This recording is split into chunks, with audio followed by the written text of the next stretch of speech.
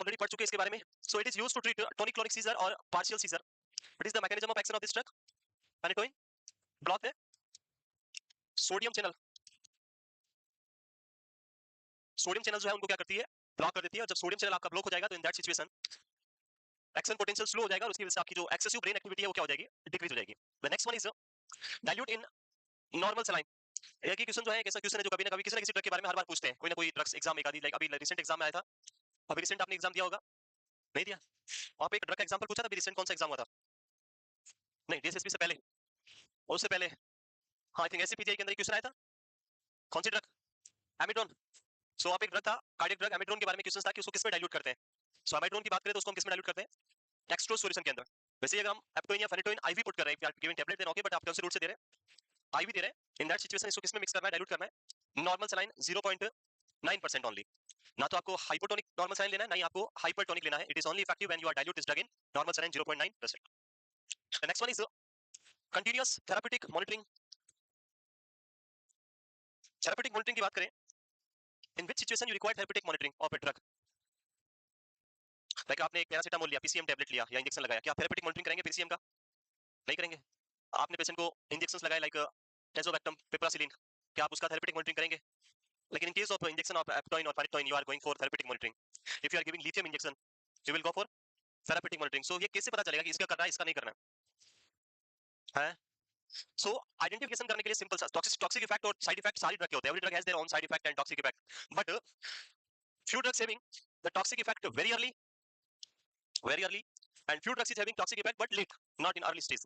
Like कुछ drugs जिनका level थोड़ा सा भी इंक्रीज हुआ ब्लड में, they will start producing toxic effect.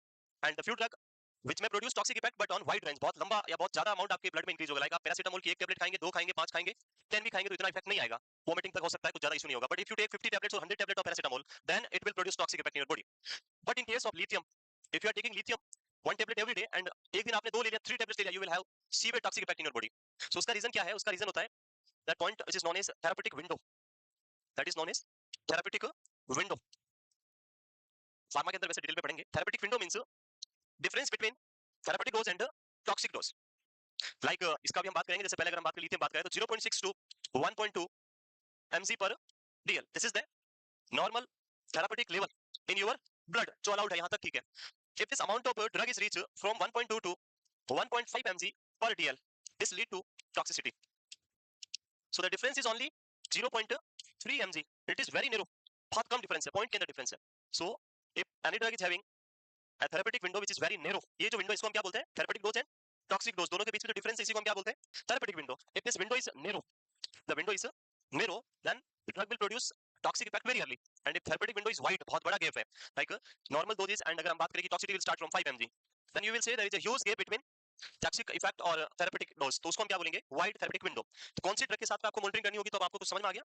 Those drug which having narrow therapeutic window you required therapeutic monitoring, and those drug which having wide therapeutic window you not required any type of monitoring. Clear? So यहाँ पे अगर हम phenytoin की बात करें तो इसका भी जो अमाउंट है वो बहुत ही therapeutic dose available है वो 10 to 20 microgram mcg, microgram per ml. This is the therapeutic dose of the drug. If it increase little bit, like it increase to 30, 40, 50, then it will start toxicity in your body. Toxic symptom अभी हम बात करेंगे. So this is clear? Therapeutic window और clear है? Exam के अंदर therapeutic window के ऊपर भी एवरी टाइम क्वेश्चन है. इसका टॉक्सिक इफेक्ट ऑफ फेनिटोइन के ऊपर क्वेश्चन आता है बहुत बार, मल्टीपल टाइम क्वेश्चन आया है, तो उसकी भी बात करते देखिए. Next, side effect of phenytoin. So phenytoin के साइड इफेक्ट की बात करें तो स्टार्ट करते हैं with very important, that is hypertrophy of gum और hirsutism. What is hirsutism? Excessive hair growth. Normally we know that a male person have more hair growth compared to a female on the body, not on the scalp or other on the body hairs की अगर हम बात करें तो male person will have more hair growth compared to the female. But if female is having excessive hair growth in the body, that condition will known as hirsutism. And अगर male में भी ये बहुत ही ज्यादा excessive हो रहा है, normal से excessive, तो वो भी किसमें आएगा? hirsutism. The second one is hyperplasia of gum और gum bleeding. जो gum से बड़े बड़े gum हो जाएंगे, ऐसे white बहुत मोटे मोटे gums. hyperplasia of gum. Like hirsutism आपने कर एक मूवी देखा होगा, मूवी का नाम तो मैं भूल जाता हूँ, आई डोंट नो. और उस मूवी के अंदर उस पर्सन हीरो को कुछ एक इंजेक्शन लगाते तो वो ऐसा हो जाता है, छुट जाता है छोटा सा, उसकी बॉडी पे बहुत बहुत हो जाता है, देखा है? यार उसके बाद उसमें एक लेडी होती है, मोटा सा लेडी, फिर उसको वो कुछ देता है और उसकी वजह से उसके बॉडी पे पूरे बाल ही बाल, देखा है? वो कभी भी अपनी, उसने बोला कि तेरे को कभी भी मैं ब्यूटीफुल नहीं रहने दूंगा, तो वो बाल देखा बहुत मूवी में, उसमें देखा होगा आपने. So that is an example of iron man. पता नहीं जो भी नाम होगा, आई डोंट नो, बस इतना मुझे याद है ऐसा कुछ होता है. Hirsutism. Next, the next one is an osteomalacia, softening of bone, softening of bone. So the aptoin or phenytoin will decrease the absorption of calcium. ये क्या करता है? कैल्शियम के एब्जॉर्प्शन को रिड्यूस करता है, और कैल्शियम का एब्जॉर्प्शन जब रिड्यूस होगा ब्लड में, then blood will start taking calcium from, कहां से लेगा? बोन से, किसमें जाएगा? ब्लड में। एंड जब बोन से कैल्शियम ब्लड में रीच होगा तो बोन के अंदर कैल्शियम का अमाउंट कम हो जाएगा, डिक्रीज। और बोन के अंदर कैल्शियम का रोल क्या है? What is the role of calcium in bone? Calcium body में क्या काम करता है? Calcium is a type of chelating agent. कितनी बार बताया मैंने? फ्लोटिंग करवाता है, चिपकाता है, बोन के टिश्यू को चिपकाता है एवरीवेयर। कैंसर सेल और नॉर्मल सेल में आप देखोगे तो वहां पे भी कैल्शियम ज्यादा होता है, इसलिए नॉर्मल ट्यूमर जो बनती है, जिसको हम बिनाइन ट्यूमर बोलते हैं, that will not spread from one part to other part because they have more amount of calcium, but the malignant tumour has less amount of calcium, that's why they very easily detach from the tumour and reach to other part, metastasis होता है। So calcium is a type of, which type of agent? Chelating, चिपकाने वाला, एक दूसरे के साथ ओस्टोसाइट्स को एक साथ बोल्ड करके रखता है, चिपका के रखता है। When calcium amount is less than bone will soft, अंदर टिश्यू जो है वो बॉन्डेड नहीं रहेगा, सॉफ्ट हो जाएगी, इजीली ब्रेक होने के chances, person will have a higher chance for developing pathological fracture, pathological fracture. Next, teratogenicity. Next is the teratogenicity. Yes, first, what is teratogenicity? Silent हो जाओ पहले तो आप लोग। हाँ, ड्रग के देने पे एब्नॉर्मलिटी हो जाती है। सो हाँ ठीक है, आपने बोला कुछ, देखते हैं क्या सही था। सही था इन्होंने बोला जो? सुना ही नहीं हमने तो सर, कौन ही? What is teratogenicity? दीवार के पास व्हाट इज, ये जो लिखा है teratogenicity, teratogenic effect of drug, पता है? यस और नो? नहीं पता, कोई बात, बैठ जाओ। पीछे नहीं, आप ही हो। हाँ, व्हाट इज teratogenicity? नहीं पता? ओके, बैठ जाओ वहाँ पीछे लास्ट। हाँ, व्हाट इज teratogenicity? नहीं पता? वेरी गुड, आपके पीछे। What is teratogenicity? है congenital abnormalities, that is teratogenicity। Congenital abnormality तो कभी भी हो सकती है, किसी में भी हो सकती है, जेनेटिक प्रॉब्लम है और कुछ इश्यू, ड्रग ले लिया तो उसे भी हो जाती है, उसको थोड़ा बोलेंगे मैंने ड्रग खा लिया, मैं तो मतलब फीमेल ने, और बच्चा हुआ, कंजेनिटल एब्नॉर्मलिटी हो गई, क्या वो teratogenicity हो गया? नहीं ना? यस और नो? वही होता है? सो teratogenicity means it's an teratogenic effect of drug. जब ड्रग मदर यूज करती है प्रेगनेंसी में और उसका साइड इफेक्ट बच्चे में आता है, that is known as teratogenicity। Any type of drug which used by mother in pregnancy and side effect of the drug is present in fetal जो है ग्रोथ या बेबी जो होगा उसमें आता है, तो उसको हम क्या बोलेंगे? teratogenicity। So phenytoin is a highly teratogenic drug and due to the use of this drug the newborn baby will have congenital malformation, congenital malformation. So this is known as teratogenic effect। teratogenic effect नहीं पता तो लिख दो इसके आगे। Its teratogenic effect is a effect when drug used by pregnant mother, pregnant mother तो pregnant कैसे होगी? pregnant female, mother है तो मतलब बच्चा हो चुका है ना, pregnant female and side effect seen in fetal तो याद नहीं रहेगा, न्यूबॉर्न लिख दो, ज्यादा टिपिकल टर्म नहीं लिखनी है, न्यूबॉर्न, ठीक है। और बच्चा जो होगा वो किसके साथ होगा? कंजेनिटल मालफॉर्मेशन, हाथ ऐसे ऐसे पता नहीं, सिर नहीं बना, कुछ वर्ड नहीं बना, पैर सही नहीं बना, कुछ ना कुछ इश्यू रहेगा, that is known as teratogenicity। So because of the teratogenic effect of the drug, drug is contraindicated in pregnancy, drug is contraindicated in pregnancy। person, if the female is pregnant then we will not give phenytoin to the drug। next, okay, next question is if female is pregnant and if female is a non case of seizure then which drug is given to the female? ये भी तो question हो सकता है। अगर pregnancy है, phenytoin तो दे नहीं सकते, और already non case of epilepsy है, देन उसको कौन सा ड्रग देंगे फिर आप? हैं, कौन सा? पता नहीं, एक साथ इतना बोलते हैं मैं कुछ समझ, क्या बोल रहे हैं ये लोग? मैग्नीशियम सल्फेट, वेरी गुड, बेवकूफ हो। मैग्नीशियम सल्फेट देते हैं जब प्रेगनेंसी इंड्यूस सीजर, या जिसको हम एक्लेम्सिया बोलते हैं, प्री एक्लेम्सिया बोलते हैं। मैं बोल रहा हूँ female is suffering with epilepsy and she got pregnant, वो प्रेग्नेंट हो गई है, एपिलेप्सी वाली फीमेल प्रेग्नेंट हो गई है, तो भाई वो प्रेग्नेंट नहीं हुई उससे पहले तो फेनिटोइन चल रहा था, अब उसको बंद करना पड़ेगा और कुछ तो दूसरी ड्रग स्टार्ट करनी पड़ेगी। क्या स्टार्ट करेंगे? Valproate, valproate is also having severe side effects है। Levetiracetam is only used in hospital, so we use the very important drug is carbamazepine, कल बताया था, that drug is having less side effect compared to these drugs, तो हम वहां पे क्या करेंगे? फेनिटोइन यूज ना करके क्या यूज करेंगे? Carbamazepine. Next, the next one is megaloblastic anemia। what is the cause for megaloblastic anemia? Mega, mega means large, I hope blast meaning आपको पता होगा। ब्लास्ट क्या होता है? ब्लास्ट, अरे आरबीसी तो मैंने अभी 10-15 दिन 20 दिन पहले ही पढ़ाया था। जब आरबीसी बनती है तो अलग अलग होती है, होती ही नहीं होती है, जहाँ पे हमने अलग अलग नाम भी दिए थे आरबीसी के। ब्लास्ट वर्ड आया था कहीं पे? क्या था? अरे ब्लास्ट क्या था? ब्लास्ट नाम क्या था? इमेच्योर तो है, मुझे पता है? कितनी स्टेज बताई थी आरबीसी फॉर्मेशन की? 5। Start with pre erythroblast then erythroblast. So जब भी इरिथ्रो जो ब्लास्ट वर्ड आ रहा है, ये ब्लास्ट वर्ड जो है वो इंडिकेट करता है कि the cell is not mature, it's an immature growing, और we can say this maturing cell जो मैच्योरेशन प्रोसेस में चल रही है, that is blast, it's not a mature cell. तो यहाँ पे ब्लास्ट सेल बनेगी, और अगर हम ब्लास्ट सेल प्री इरिथ्रोब्लास्ट की बात करें तो size of pre erythroblast is approximately 20 micron, याद है? 20 micron is the size of pre-irithoblast and normal size of the RBC is 7 to 8 micron. So it's a large size of RBC. So वो आपके blood में present रहेगी, and that is non-functional RBC. Obviously functional के लिए आपकी size होनी चाहिए 7 to 8 micron. If it is 20 micron और 17 micron जो आपको इरिथ्रोब्लास्ट के अंदर देखने को मिलेगी, that is not a mature cell. तो इसीलिए आपको क्या देखने को मिलेगा? Megaloblastic anaemia. यहाँ पे कोर्स क्या होता है? Which vitamin this vitamin B9 और B12? B9 vitamin B9 will lead to megaloblastic and B12 lead to pernicious anemia, जो हम ऑलरेडी पढ़ चुके हैं. Next, arrhythmia.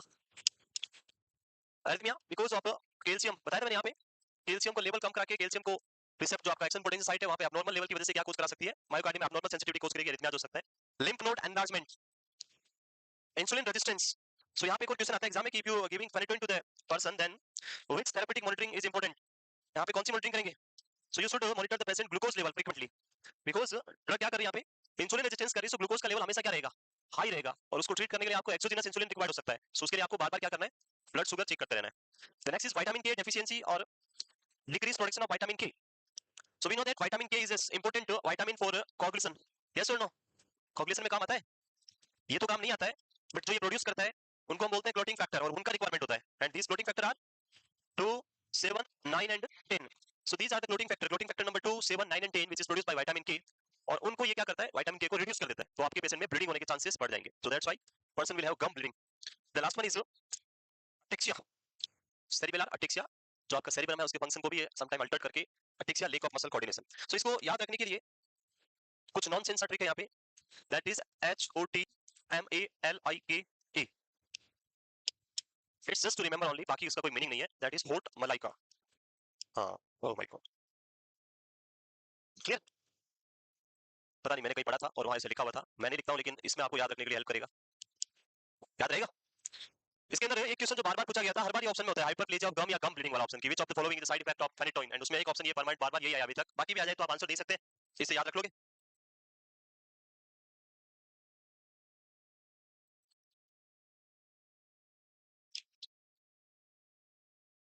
It the sodium valproate is a broad spectrum anti-epileptic drug. Broad spectrum means broad spectrum. पता नहीं sir, पता नहीं कौन कौन से टर्म जाते हो आप. ब्रॉड स्पेक्ट्रम सुना नहीं सुना कभी? जब फार्मा पढ़ाई थी तब ब्रॉड स्पेक्ट्रम नैरो स्पेक्ट्रम पढ़ाई थी. Broad spectrum and narrow spectrum दो ड्रग टाइप हैं, उनके स्पेक्ट्रम या उनके इफेक्ट के बेसिस पे. If drug is working on multiple receptors at the same time, बहुत सारे बैक्टीरिया वायरस को एक साथ किल कर रही है एंटीबायोटिक, या ये ड्रग मल्टीपल रिसेप्टर में एक साथ वर्क कर रही है, तो उसको हम क्या बोलेंगे? Broad spectrum. And drug is working on limited receptor 1, 2 और 3, लिमिटेड रिसेप्टर्स को ब्लॉक कर रही है, स्टिमुलेट कर रही है, तो उसको हम क्या बोलेंगे? Narrow spectrum. So it is a broad spectrum, it work on multiple receptor together, और उसकी वजह से इसका इफेक्ट क्विक आपको देखने को मिलता है. Valproate is rapidly and almost completely absorbed from the GIT tract, and metabolized in liver and excreted in urine. As the drug is completely absorbed from GIT, that's why most of the time patient will receive tablet form. जब आपको injections required नहीं है, आप injection लगाएंगे, pen होगा, cannula चाहिए, बहुत सारी प्रॉब्लम, इन्फेक्शन होने की वजह से आप उस टैबलेट देंगे. 100% एब्जॉर्प्शन है तो फिर आप टैबलेट पे जाना बेटर होता है, इसलिए मोस्ट हम क्या देते हैं पेशेंट को? टैबलेट. हॉस्पिटल में जब एडमिट होता है. इसके साइड इफेक्ट भी कुछ इसी तरह से हैं जो आपको याद रखने हैं, और इनको याद रखने के लिए आपको याद रखना है सिंपल सा ट्रिक, वो है वालप्रोएट, VALPROATE. ठीक है? नेक्स्ट मूव करें. सो आप लोगों ने सेलिब्रेट किया independence day?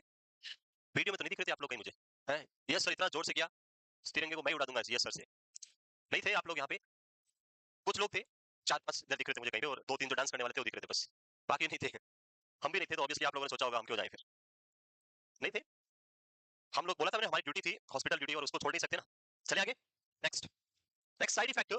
To remember the side effect of drug, you remember the simple trick that is VALPROAT. इसका जो स्पेलिंग होता है वो लिखना, वालप्रोएट जो इसका स्पेलिंग होता है VALPROAT. ऐसे ई भी होता है पर ई इसमें नहीं है, ई है, सॉरी ई भी इसमें है, valproate. So V for vomiting, anorexia is there, lack of appetite, भूख नहीं लगती है. Liver damage will lead to hepatitis, pancreatitis, skin rashes, orofacial and digital abnormalities. Orofacial यानी फेस पे यहाँ पे और फिंगर टिप पे, हैंड और फुट में आपको प्रिकिंग सेंसेशन या फिर एब्नॉर्मल रेसेस फॉर्मेशन आपको देखने को मिलेगा. सो ये प्रेजेंट रहेगा. Alopecia, loss of hair, it is also है teratogenic drug, and that's why it is also not given in pregnancy. अभी बोला था मैंने, प्रेगनेंसी में ये भी हम दे नहीं सकते. And last, elevation of liver enzymes. तो ये दो ड्रग्स शॉर्ट में हमने डिस्कस की, बाकी बाद में हम बात करेंगे डिटेल में, तो जब हम फार्मा पढ़ेंगे और अगर वहां पे कहीं आएगी. नेक्स्ट जो डिजीज बचती है हमारे पास ब्रेन के रिलेटेड, वो दो डिजीज है स्पेसिफिकली, और वो है multiple sclerosis and Guillain Barre syndrome, GBS. हाँ भाई, ऑनलाइन वाले पूछ रहे क्लास स्टार्ट हो गई क्या? क्लास स्टार्ट हो गई है, आधा घंटा हो गया है.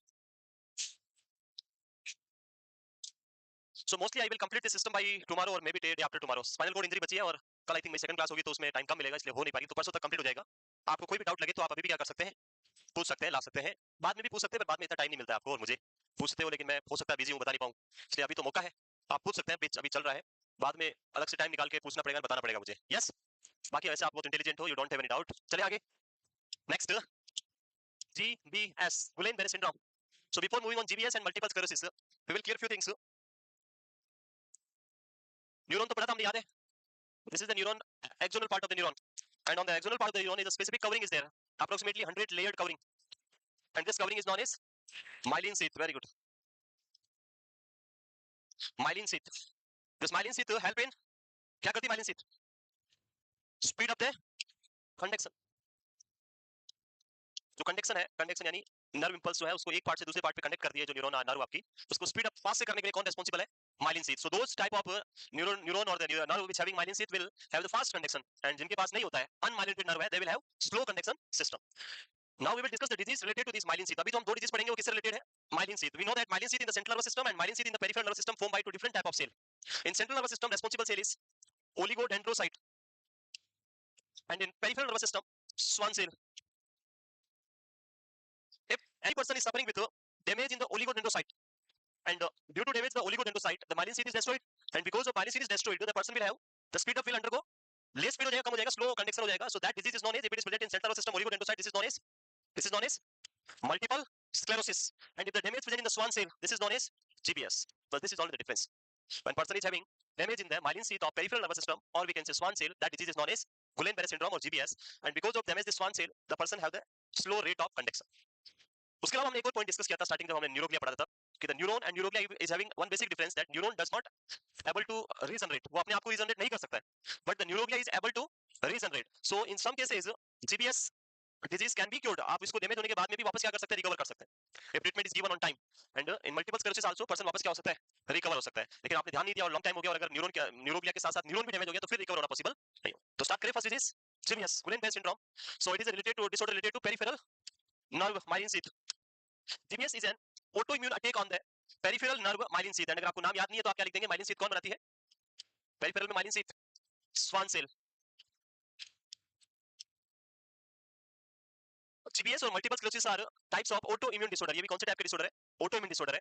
Our own immune system is destroying our this myelin sheath, result in acute rapid segmental demyelination of peripheral nerve and some cranial nerve, produce a classical presentation of ascending weakness. Like हमने एक disease पढ़ा था, that is myasthenia gravis.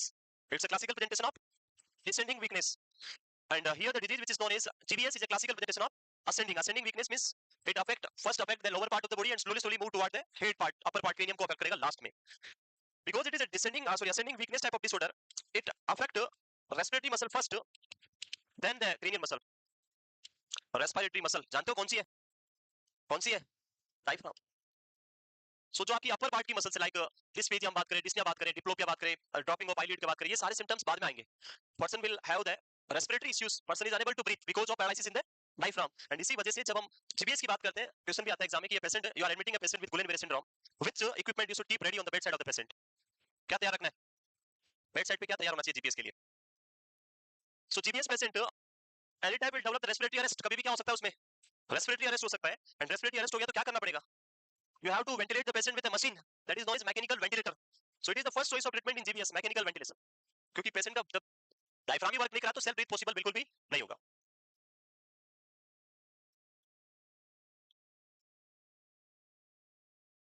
वो करें आगे.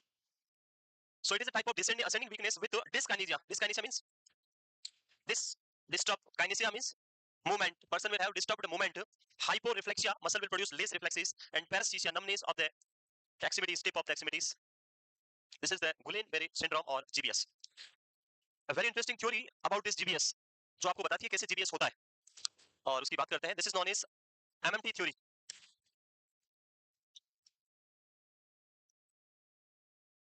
Start करें, ठीक है, आज ही करना है पूरा. वो करें. Next, cause. So we know that it is a type of autoimmune disorder. So autoimmunity is the cause, but autoimmunity is triggered by viral tick. Virus directly not attack on the myelin sheath, but a person is having a viral infection. Sometimes the virus is very intelligent, and the virus will stimulate the autoimmunity. कैसे करेगा मैं पूरा explain करूंगा अभी. So viral infection is only the possible reason for the trigger of autoimmunity, like Pylobacter jejuni, GI virus, CMV, cytomegalovirus, EBV, Epstein-Barr virus, Mycoplasma pneumonia, H influenza, human influenza, autoimmune disease. So ये जो सारे viral disorder है, viral जो infection है, अगर ये viral infection होते हैं, then these viral will trigger or stimulate the autoimmune response. How they stimulate this autoimmune response we will discuss in molecular mimicry theory, MMT. जानते हो इसके बारे में? सुना है पहले? नहीं सुना? MMT नहीं सुना? So virus is a very intelligent in this disease and even in the multiple sclerosis also. दोनों में same ही thing होगा, पर कैसे होगा वो देखते हैं. Virus is a foreign body for my body or it's an my body cell. अगर मेरी बॉडी में वायरस एंटर करता तो foreign body होगा या मेरा अपना ही होगा? My immune system considered as it's a foreign body. ये तो समझते हैं आप लोग. चलिए स्टार्ट करें आगे. सो अगला जो है पैथोफिजियोलॉजी, उसी में हम पढ़ेंगे. एज लिखा है यहाँ पे, male will have 16 to 25 year, very common age of the development of this GBS, and female it occur the late age 45 to 60 year of age. Molecular mimicry theory और एमएमटी.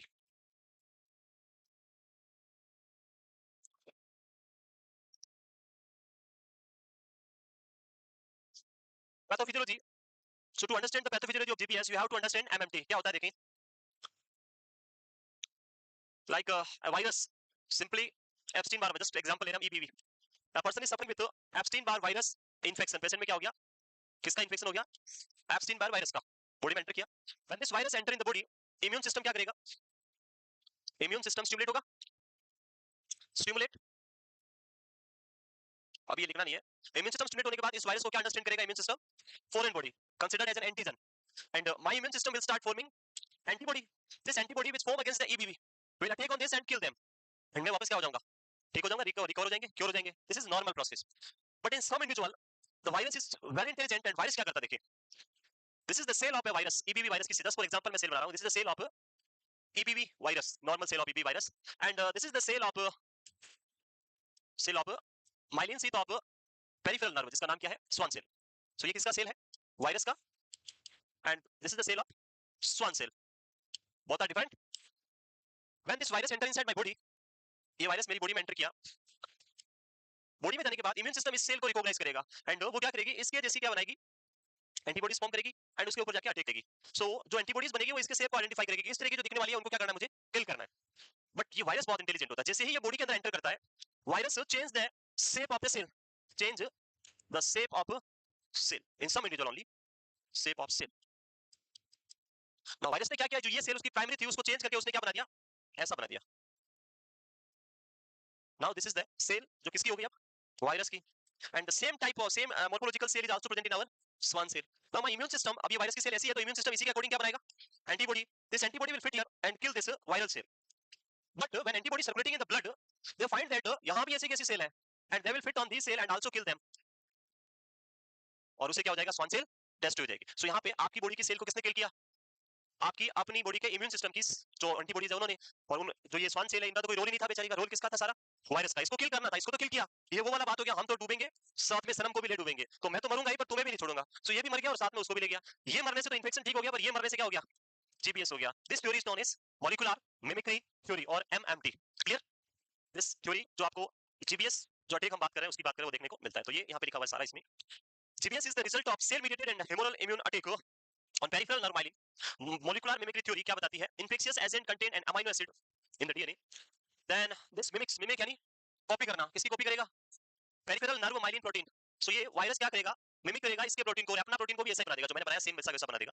उसके बाद immune system can not distinguish between the two protein and attack and destroy the peripheral nerve. ना तो ये पता लगा पाएगा कि ये मेरा है और ये इसका है, ये पता नहीं लगेगा, और उसकी वजह से ये प्रोटीन क्या हो जाएगा? डिस्ट्रॉय, और उसकी वजह से आपकी बॉडी में क्या हो जाएगा? जीबीएस. आया कुछ थ्योरी समझ में? Molecular mimicry theory. Yes.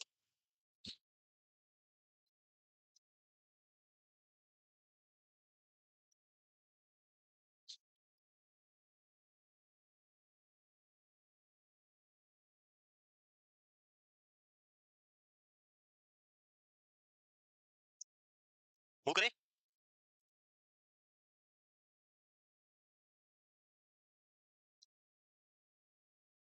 Molecular mimicry theory or MMT. The same theory is used by the multiple sclerosis disease वहां भी सेम होगा, बस वहां डिफरेंस क्या होगा, virus copy the protein but with cell oligodendrocyte, बस वहां उसकी सेल के प्रोटीन को कॉपी करेगा और इसकी वजह से वहां पे मल्टीपल स्क्लेरोसिस होगा, यहाँ पे जीबीएस हो जाएगा।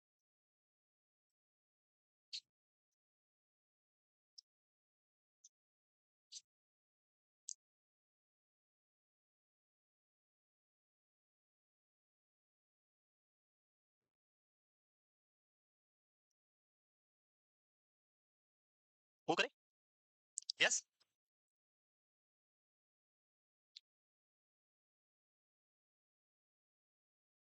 लिखिए, अरे मूव करिए, क्या लिखते हो आप लोग इतना, इतना नहीं लिखना है, थोड़ा थोड़ा लिखा करो, पूरा यहीं से लिख के जाओगे तो फिर आप लोग क्या करोगे, है नहीं।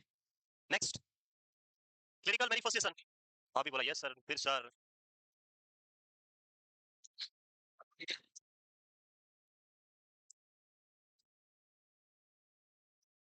लाइक ये जो इंडिपेंडेंस डे सेलिब्रेशन होता है, एक सेलिब्रेशन होता है जो जब हम बचपन में थे, अब पता नहीं आप अभी थे होंगे या मैं तो पता नहीं, पर जब मैं था, आप भी ज्यादा पुराने नहीं हो अभी, मेरे से थोड़े ही छोटे होंगे। सो जब हम सेलिब्रेट करते थे स्कूल में, और हमारा तो प्योर था स्कूल, गवर्नमेंट स्कूल, राजकीय उच्च प्राथमिक विद्यालय, राजकीय उच्च माध्यमिक माध्यमिक पहले माध्यमिक विद्यालय, फिर राजकीय उच्च माध्यमिक विद्यालय, ऐसा होता था। हमें इंग्लिश में लिखना भी नहीं आता था, हम यही लिखते थे, राजकीय उच्च प्राथमिक विद्यालय। कभी कोई आके बोल देता था आपकी स्कूल तो क्या है, कौन क्या बोलते हैं उच्च प्राथमिक को, अपर प्राइमरी स्कूल। तो हम शौक, हम क्या ये पता नहीं, समझ नहीं आया, राज गवर्नमेंट अपर प्राइमरी स्कूल इतना समझ नहीं आता हमारा, तो राजकीय उच्च प्राथमिक विद्यालय। सो वहाँ पे सबसे पहला तो ये जो 15 ऑफ अगस्त होता था, ये आता था सेशन स्टार्ट होने के कुछ एक महीने बाद, सेशन स्टार्ट होता था 1 जुलाई से, 1 जुलाई से होता था, स्कूल की छुट्टियां गर्मी की खत्म, और 1 जुलाई से स्कूल जाना होता था। तो पहला तो क्या होता था, ये 15 अगस्त जब आता था तब एक नई ड्रेस मिलती थी, जो सबसे बड़ा अचीवमेंट होता था गांव में हमारे लिए, आप लोग तो सिटी के लोग बड़े, क्यों, क्योंकि मास्टर जी बोलते थे कि भाई स्कूल ड्रेस पहन के आना है, तो 10-15 दिन तो हम ऐसे निकालते, फिर बोलते तो बोलते सर अभी दाल रखी है, बन रही है, टेलर देगा नहीं देगा, फिर वो कब देता था, ये तो पहले देता था वो, पर उसको पहनते कब थे, 15 अगस्त को पहली बार बिल्कुल नई ड्रेस की, वही पैंट खाकी कलर की और ब्लू कलर का शर्ट यहाँ तक लंबा ऐसे, इन भी नहीं करते, वो अलग ही था उस टाइम, पैंट इतना वो ऐसे व्हाइट।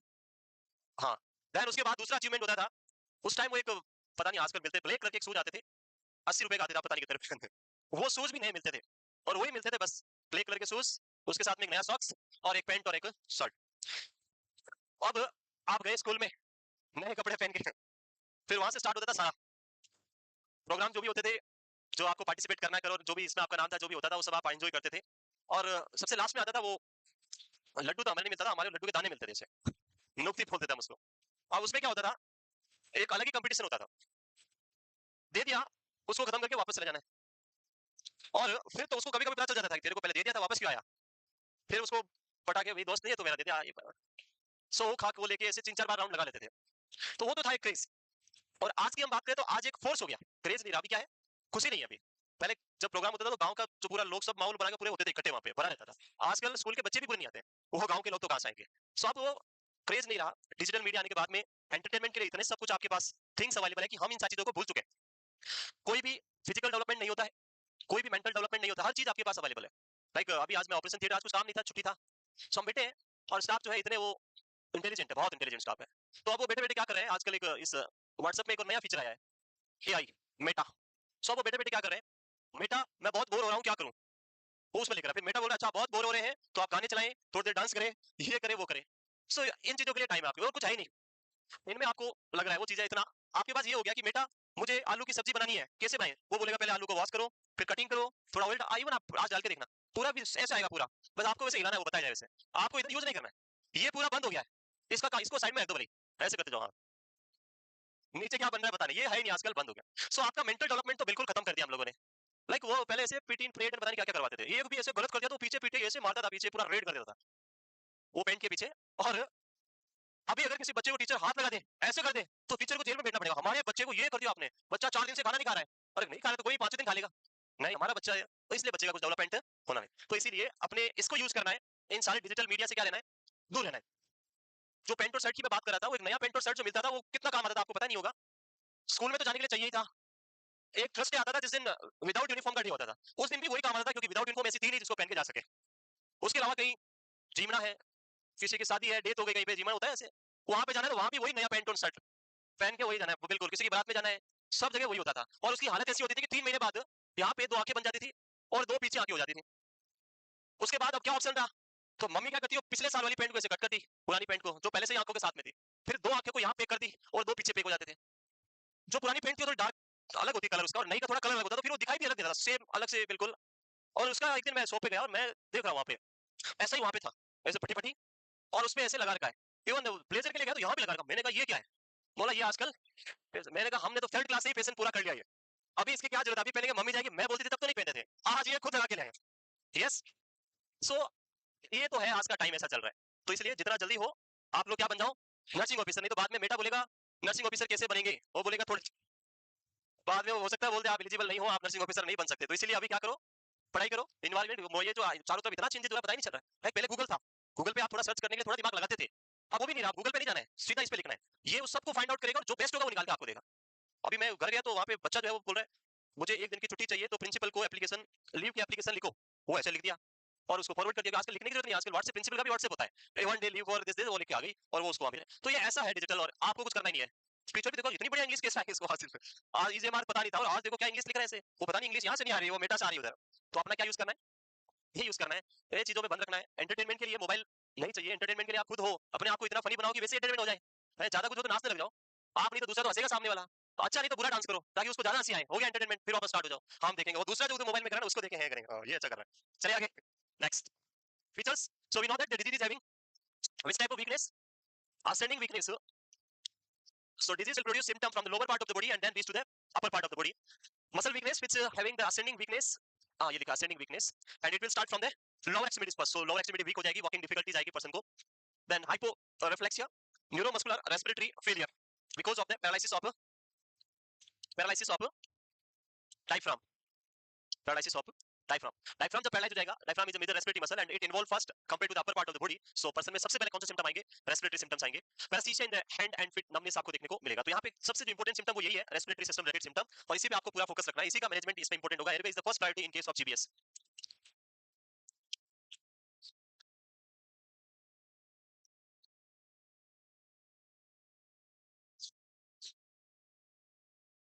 क्लियर? वो करें, ये याद रखना है, दो मेन इंपॉर्टेंट वीकनेस कौन से टाइप की है और सिम्टम में क्या याद रखना है। Respiratory failure is the primary symptom जो हमें यहाँ पे ध्यान रखना है। वो करें,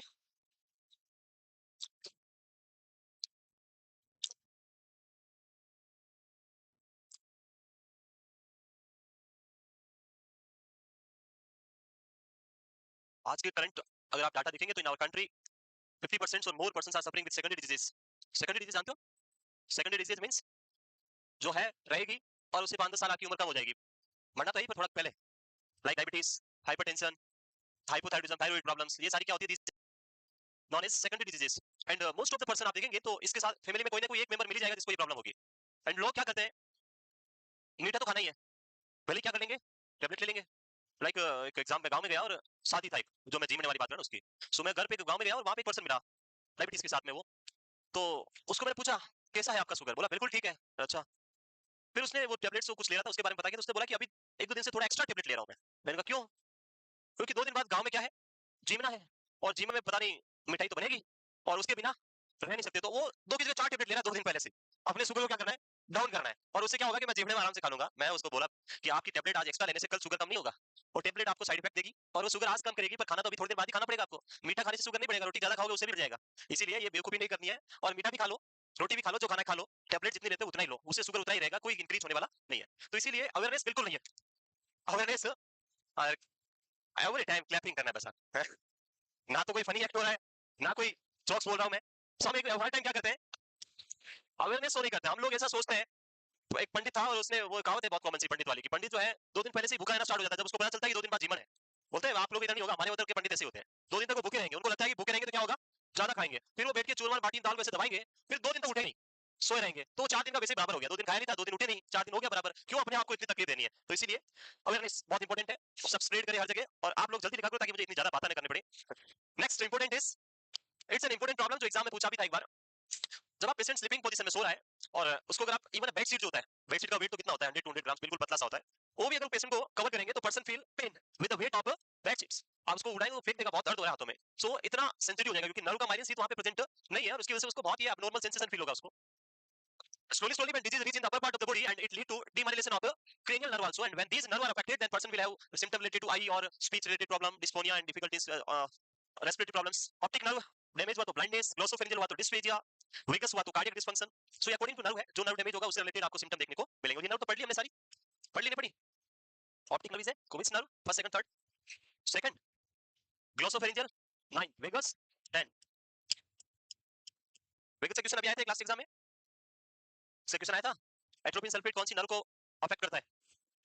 नहीं पता क्या है, कौन सी नर्व को करता है? वेगस को करता है। कैसे? हाउ? वेगस। आप लोगों को मैं कितनी बार एक्सप्लेन कर दूं तो भी आप लोग नहीं बताओगे। एट्रोपिन, एट्रोपिन की बात करें कौन सी ड्रग है? Anti cholinergic. एंटी कोलिनर्जिक का मतलब होता है सिस्टम एक ही होता है, इसको हम बोलते हैं कोलिनर्जिक सिस्टम। सिस्टम एक ही होता है, इसका नाम क्या है? Cholinergic system. The drug which stimulate the system is known as cholinergic drug और cholinergic agonist drug. Cholinergic drug या फिर कोलिनर्जिक अगोनिस्ट ड्रग जो इसको स्टिमुलेट करती है। The drug which block the cholinergic system is known as anticholinergic और we can say cholinergic antagonist drug. So it is an cholinergic antagonist, यानी ये atropine क्या करती है? कोलिनर्जिक सिस्टम को ब्लॉक करती है। कोलिनर्जिक सिस्टम की बात करें तो यहाँ पे कौन सा सिस्टम रहता है? सिंपैथेटिक और पैरासिम्पैथेटिक। पैरासिम्पैथेटिक। और जब मैंने पैरासिम्पैथेटिक पढ़ाया था तब आपको बताया था which nerve control the parasympathetic? Vagus nerve, बताया था, याद होगा। वेगस स्टिमुलेट होने से हार्ट रेट कम होती है, पैरासिम्पैथेटिक स्टिमुलेट होने से भी हार्ट रेट कम होती है क्योंकि वेगस ही कराती है। बाकी सारे सिस्टम में भी आप जाओगे जीआईटी के फंक्शन बढ़ जाएंगे, वेगस वहां पे है। आपके ब्लैडर की एक्टिविटी की बात करें बढ़ जाएगी, आपके अदर लाइक ग्लैंड्स की बात करें तो सिक्रेशंस जो है वो डिक्रीज हो जाएंगे। इंक्रीज होंगे, डिक्रीज होंगे? Glands activity decrease, sympathetic increase करेगा। प्यूपिल्स की बात करें, प्यूपिल विल कॉन्स्ट्रिक्टेड, डायलेट कब होगा? जब सिंपैथेटिक स्टिमुलेट होगा। सो ये वेगस नर्व। जब भी एट्रोपिन की बात करें तो कौन सी नर्व? Vagus nerve. नेक्स्ट, हो wow, Miller Fisher syndrome. What is Miller Fisher syndrome? क्या होता है, सुना है?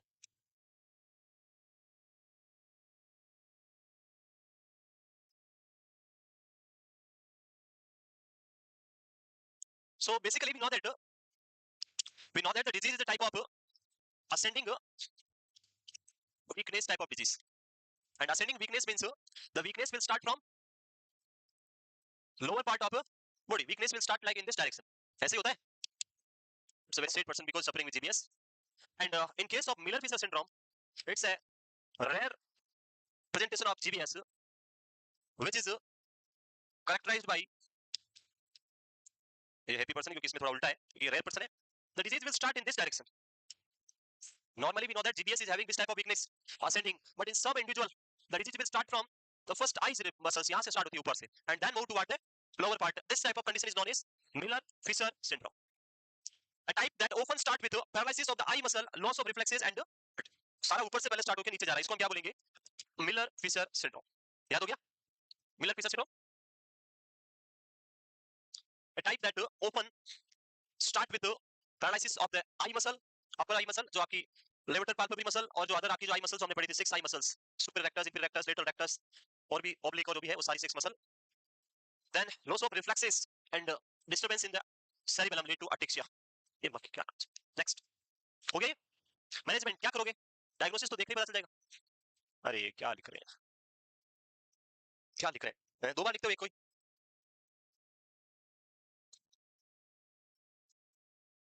यस, अनफ्लॉक बिना कारण, विदाउट एनी रीजन. लिख लिया? नेक्स्ट. यस, बताओ क्या बताए थे? हाँ, irregular. This is regular. Regular मतलब जो ये पैटर्न है वो हर जैसे 3 ब्रीथ के बाद हो रहा है तो 3 3 3 रहेगा. ये इरेगुलर, इसमें जैसे किसी में 2 के बाद हो गया, किसी में 3 के बाद हो गया, किसी में 1 के बाद हो गया, तो वो इरेगुलर पैटर्न हो गया. सो ये इरेगुलर, ये रेगुलर. नेक्स्ट. हाँ, किसमें? एसिस्टोल. एसिस्टोल तो सर ने पढ़ाया होगा ना. Asystole is the amiodarone Cordarone. हाँ, hydrocortisone. Hydrocortisone is not the drug of choice in asystole. Hydrocortisone is the drug which is used in allergic situation. It is an allergy problem के hydrocortisone. I will take every time use करते हैं उसके साथ hydrocortisone use करेंगे, वो तो allergy के लिए. एमिड्रोन और Cordarone is the. Next, assessment of patient का फिजिकल एग्जामिनेशन आप करेंगे और person is having weakness which is ascending weakness, तो आपको पता चल जाएगा history of viral infection. When virus infection होता है तो सीएसएफ एग्जामिनेशन में एलिवेटेड प्रोटीन, ग्लूकोज. ग्लूकोज क्या मिलेगा? लो, लो या high? High. Normal. Bacteria, bacteria glucose को खा जाता है पर वायरस नहीं खाता है. Virus doesn't love to glucose.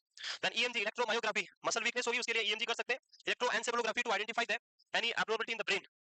Then change in vital capacity. As we know that disease is affecting respiratory muscle first. Respiratory muscle.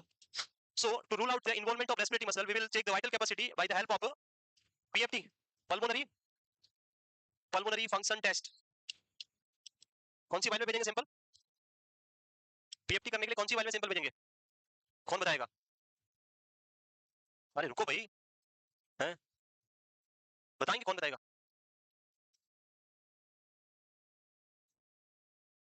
नहीं भेजेंगे, भेजेंगे नहीं, फिर कैसे करेंगे?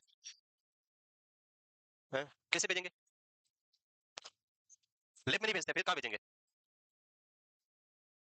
फिर कैसे पता चलेगा? मेरा पल्मोनरी फंक्शन टेस्ट करना है, कैसे पता? ब्लड नहीं लोगे तो कैसे पता चलेगा? लाइक लिवर फंक्शन के लिए आपको निकाल एलएफटी करते हैं, कैपटी करते हैं, वैसे पीएफटी करते हैं। क्या होता है?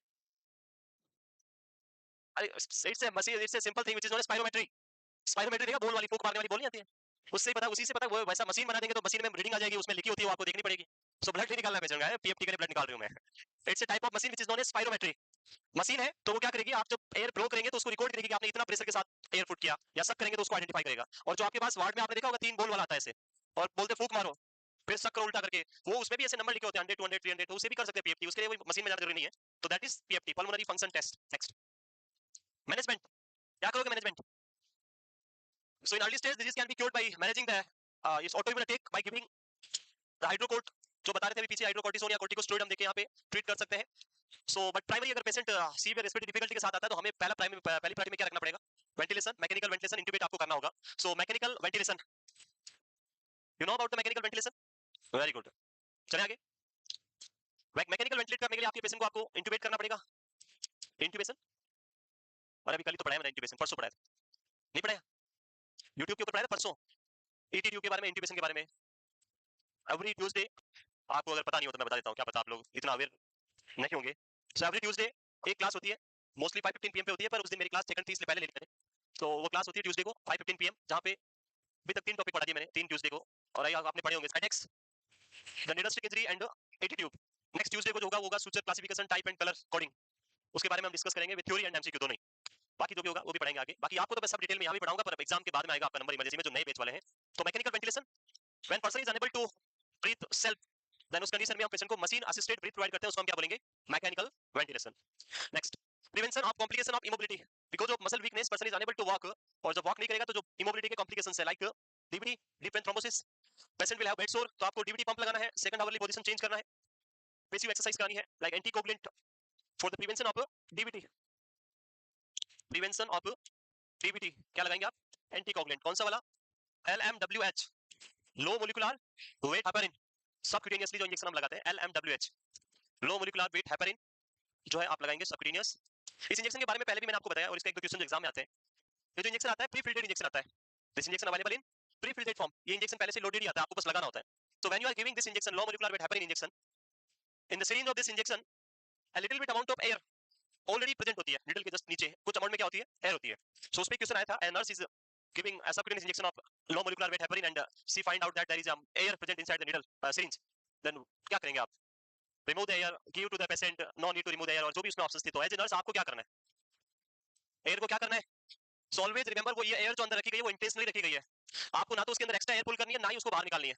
जैसा है वैसा का वैसा क्या करो, तो लगा दो, साफ किया और पुट कर दो, एयर के साथ में लगाना है। एयर जब अंदर जाएगी, air will create a space between the fat tissue, जो एयर आगे होगी वो क्या करेगी? अंदर जो सबक्यूटेनियस टिश्यू है उसके अंदर स्पेस क्रिएट करेगी, because the injection which we are giving in the subcutaneous tissue get deposited into your tissue and it will release slowly slowly for long hours, इसलिए लंबे हायर टाइम तक ये drug चलती है। अदरवाइज आप IM लगाएंगे तो उसका एब्जॉर्प्शन कुछ ही देर में हो जाएगा, 1 आवर 2 आवर में, 30 मिनट्स के बाद एब्जॉर्प्शन स्टार्ट हो जाएगा। लेकिन सबक्यूटेनियस इंजेक्शन का इफेक्ट लॉन्ग टाइम तक होता है, इट विल बी लाइक हम लॉन्ग एक्टिंग इंसुलिन देखते हैं 24 आवर्स या उससे भी ज्यादा टाइम के लिए होते हैं लॉन्ग एक्टिंग वाले, तो वो यहाँ पे डिपॉजिट होंगे, और डिपॉजिट करने के लिए आपको क्या चाहिए? स्पेस, तो वो स्पेस क्रिएट करने के लिए एयर रखा गया है, तो आपको उसको रिमूव नहीं करना है, उसको रहने दो वैसा का वैसा। क्लियर? नेक्स्ट, एंटी एम्बोलिक स्टॉकिंग्स, जो स्टॉकिंग्स आते हैं वो, या फिर डीवीटी पंप जो आता है वो आप लगा सकते हैं अगर हॉस्पिटल में है तो DVT pump. Next, plasma paralysis, बताया ऑलरेडी मैंने पहले, to filter the auto antibodies, जो भी ऑटो एंटीबॉडीज बनी है उनको फिल्टर करने के लिए हम क्या करेंगे? Plasma paralysis.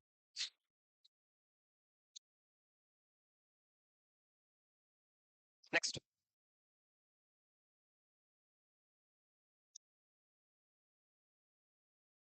मूव करें। Sometime to suppress the autoimmune activity, we will give intravenous IG immunoglobulin, IV IG, that is the choice of treatment in this condition.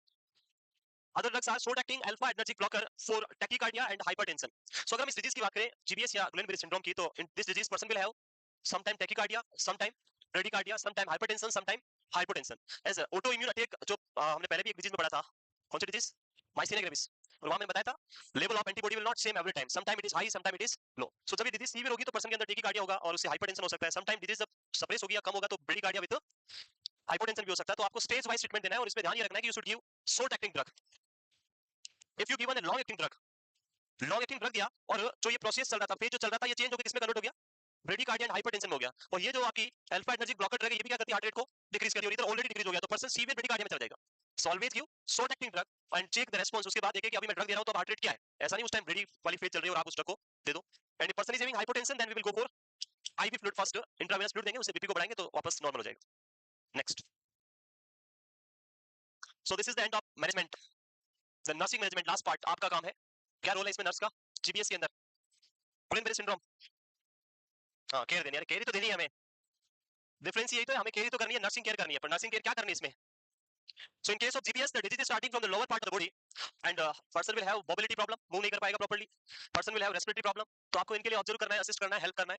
Patient को खाना खाने में कोई इशू नहीं होगा क्योंकि अपर पार्ट में वीकनेस नहीं है, स्पीच करने में कोई प्रॉब्लम नहीं आएगी, ये बाद में लास्ट में आएगी, लेट स्टेज में आएगी। पर अर्ली स्टेज में लोअर लिम्ब में वीकनेस है, वॉक नहीं कर पाएगा, मोबिलाइजेशन नहीं कर पाएगा, बाउल जो रिलेटेड प्रॉब्लम्स लाइक जो भी बाउल एम्प्टी करना है तो उसमें उसको इश्यूज होगा, तो वहां पे आपको हेल्प करना है। So next is maintain the respiratory function, increase physical mobility and provide adequate nutrition to, and in the last stage you should improve the communication if it is the disease in the late stage.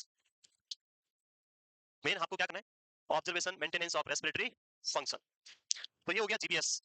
अब इसका उल्टा दूसरा disease है, वो कौन सा है हमारे पास, मल्टीपल स्क्लेरोसिस। क्या होगा definition, damage of myelin sheath in the central nervous system, nerve और neuron, and the cell is oligodendrocyte. ये लिख लिया। तो कल आप सभी पढ़ के आएंगे क्योंकि ब्रेन की डिजीज आज कंप्लीट हो जाएगी, और कल हम पढ़ेंगे स्पाइनल कोड। तो पहला तो आपको पढ़ के आना है जो हमने स्पाइनल कोड का जो स्ट्रक्चर्स पढ़ा था, एनाटॉमी पढ़ा था, वो अच्छे से कल पढ़ के आएंगे। Upper motor neuron, lower motor neuron, upper and lower and right and left and पढ़ाए थे, स्पाइनल नर्व, वो सारा तो वो आप कल पढ़ के आएंगे स्पाइनल कोड के बारे में, internal structure and external structures पूरा डिटेल में। उसके बाद में मैंने आई थिंक नहीं पढ़ाया, वो सिम्टम्स नहीं पढ़ाए थे मैंने स्पाइनल कोड के, अलग अलग हॉर्न और जो अपन ने बात किए थे, हॉर्न ऑफ स्पाइनल कोड पढ़ाए थे, horn, anterior horn, lateral horn, posterior horn पढ़ाए, कहीं तो पढ़ाए थे, डिटेल में नहीं पढ़े, वो कल पढ़ेंगे उनके बारे में। ये लिख लिया। Multiple sclerosis, damage of oligodendrocyte, that is known as multiple sclerosis. So multiple sclerosis is an immune mediated progressive demyelinating disease of CNS, myelin sheath in the central nervous system. Name of that cell is oligodendrocyte. Common affected age is 20 to 40 years, and women are more affected than men.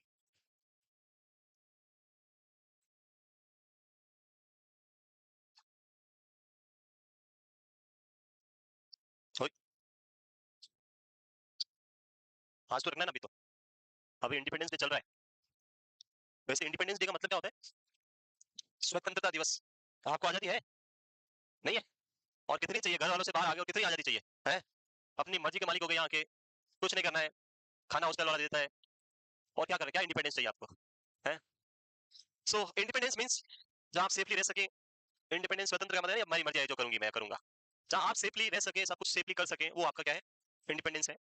और अभी एक issue चल रहा है, I think आप लोगों ने देखा होगा, और उसकी वजह से बहुत लॉस हो रहा है, मतलब हेल्थ सिस्टम में तो बहुत इश्यूज हो रहे हैं। लाइक हमारे जोधपुर के अंदर हम 2 दिन हो गए, ओटी नहीं चल रहा है, बंद पड़ा है, ऑपरेशन थिएटर बंद पड़ा है, कल भी बंद था, परसों भी बंद था, और अब कल भी पता नहीं, कल वो आएंगे तो होगा, नहीं तो नहीं होगा। रेजिडेंट्स जो है वो सारे स्ट्राइक के ऊपर है। एंड सबसे बड़ी प्रॉब्लम ये है कि सिर्फ एक मेडिकल पर्सन के अलावा किसी को नहीं पता कि ऐसा कुछ हुआ है, बिकॉज उसको कहीं दिखाया नहीं गया है। जो भी पर्सनल है उन्होंने साफ उसको मना किया, कहीं दिखाया, किसी भी न्यूज चैनल पे वो नहीं दिखाया गया है, कोई न्यूज़पेपर में उसके बारे में बड़ा नहीं आया है। तो ये तो यहाँ का सिस्टम है। और फिर हम बात कर रहे हैं इंडिपेंडेंस की, तो इंडिपेंडेंस का है फिर, यस, सब बस गेम खेल रहे हैं, पॉलिटिक्स खेल रहे हैं, ये मेरा है तो इसका नहीं आना चाहिए, उसका है तो आना चाहिए, उसका हो गया रहने दो, इसका आने दो, है। जब टीवी के अंदर जब इलेक्शन चल रहा था तो वहां पे 10 दिन तक सिर्फ केजरीवाल को दिखा रहे थे, केजरीवाल को जेल हो गई, केजरीवाल आज इतनी बजे जागा, आज उसका शुगर इतना हो गया, आज केजरीवाल ने मिठाई खा ली, आज उसने शुगर की टेबलेट नहीं ली, आज उसने ऐसा किया, अरे वो नहीं ले, कुछ भी करे, उसकी मर्जी है, मरे तो मरने दो, जो उसकी इच्छा है करने दो, उसका कवरेज पूरे दिन भर आ रहा है, और हम उसी को देख रहे हैं, अच्छा केजरीवाल ने सांस ले ली, अब निकाले, तो वही चल रहा है।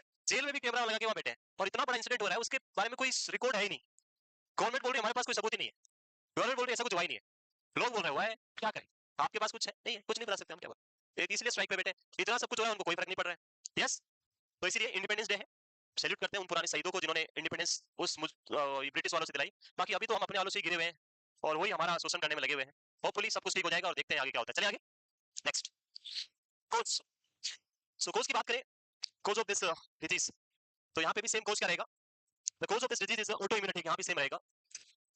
इवन हाँ उसके बारे में कुछ जानता नहीं अभी, आप पूछोगे किसी से, किसी को नहीं पता है, क्योंकि हर जगह क्या किया गया, उस केस को छुपा दिया गया है। अब उसको छुपाना क्यों है भाई, जिसने किया उसको उड़ा दो, बात ही खत्म, सारे काम करने लग जाएंगे, प्रॉब्लम ही खत्म हो जाएगी। नहीं, तो उसको क्यों छुपाना है, वो तो चाहिए, बाद में पता नहीं कहीं काम आएगा, हो गया इसको खत्म कर दो, इसमें लगे हुए सारे, पता नहीं पॉलिटिक्स क्या खेल ली इनको। तो इसीलिए पॉलिटिशियन जो होते हैं, पॉलिटिशियन के बारे में वो एक मैंने पहले भी बताया होगा आप लोगों को, like if you are a nursing officer you will get a salary of 60,000 70,000 or 80,000 per month.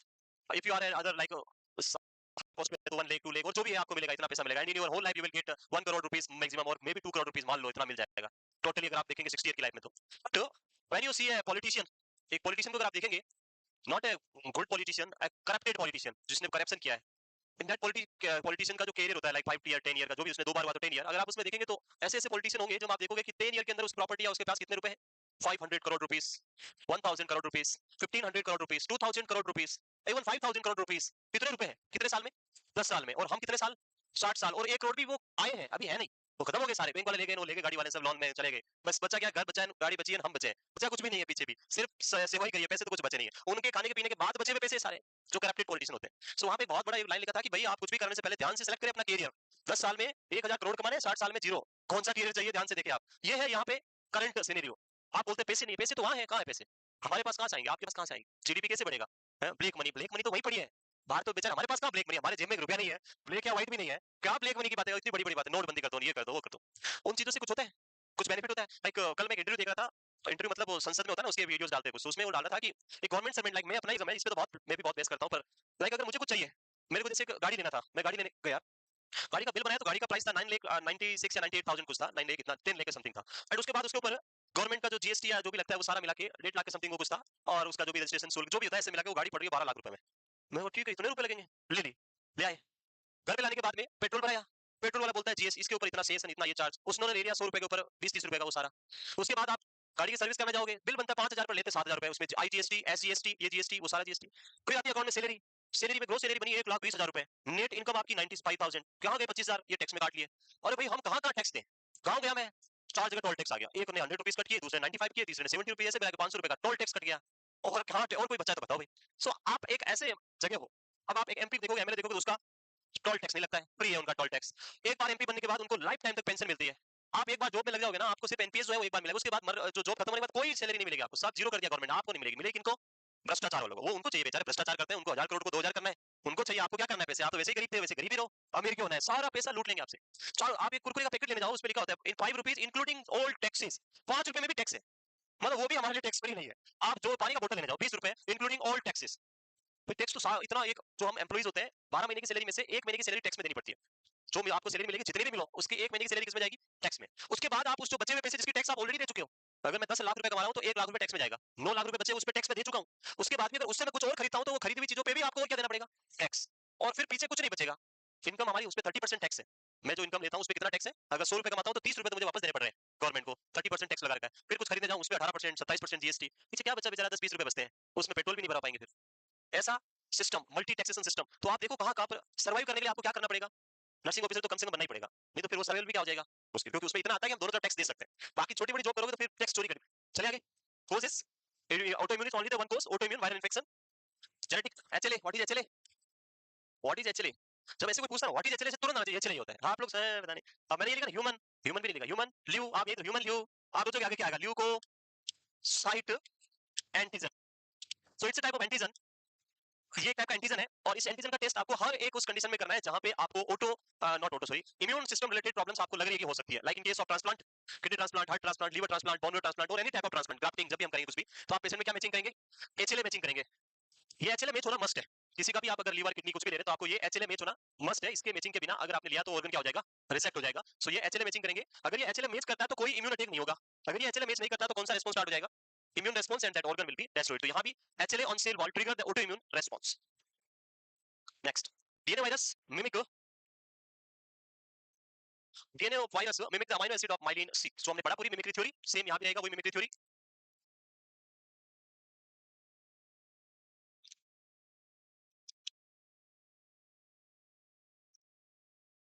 देख लिया, मूव करें,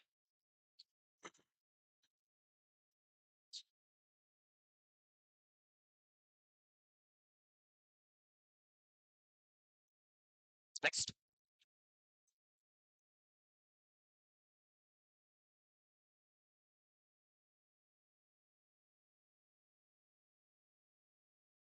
Next, move करें आगे.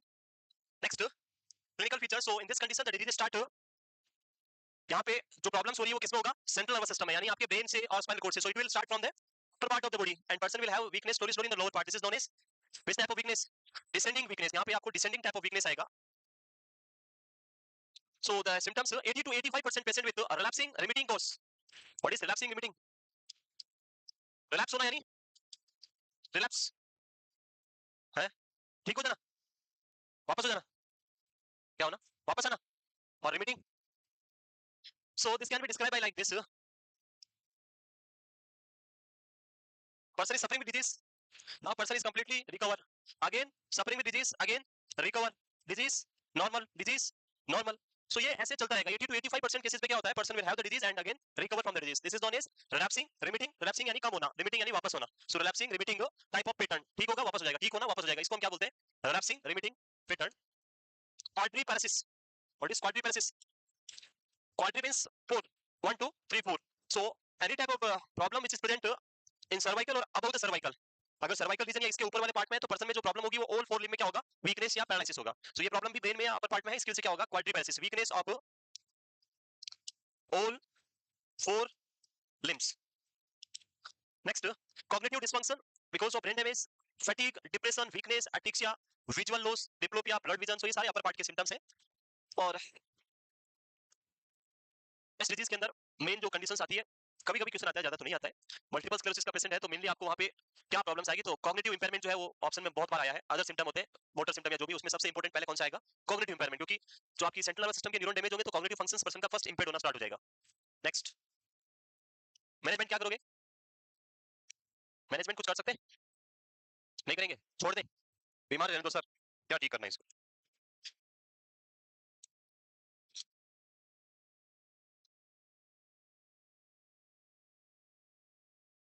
क्या